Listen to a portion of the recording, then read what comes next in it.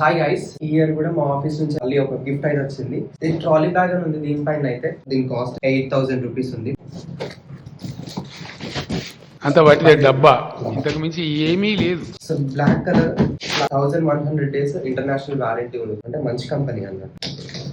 So bag అయితే ఇది చాలా చిన్నగా ఉంది, మంచిగా చిన్న క్యూట్ గా అనిపిస్తుంది. Wow, nice.